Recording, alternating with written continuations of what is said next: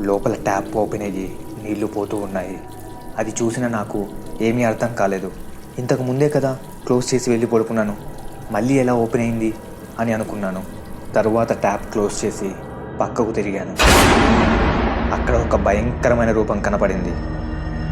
ఎవరో అమ్మాయి తెల్ల గౌను వేసుకుని, ముఖాన్ని మొత్తం జుట్టుతో కవర్ చేసుకుని, పెద్ద కళ్ళతో నన్నే చూస్తూ ఉంది. నాకు ఏం చెయ్యాలో అర్థం కాలేదు. ఎటు కదలకుండా అలా నిలబడిపోయాను. దెబ్బకు తాగిందంతా దిగిపోయింది. ముఖం మొత్తం చెమటలతో నిండిపోయింది. అలానే కదలకుండా ఉన్నాను. చాలా నిశ్శబ్దంగా ఉంది. నా గుండె చప్పుడు నాకు క్లియర్గా వినిపిస్తుంది. ఆ అమ్మాయి నన్నే చూస్తూ ఉంది. అలా చూస్తూ ఒక్కసారిగా తలను విదిలించి గట్టిగా అరిచింది. అప్పుడే నేను ఆ ముఖాన్ని చూశాను. తను ఎవరో కాదు, నా వల్ల యాక్సిడెంట్లో చనిపోయిన అమ్మాయి.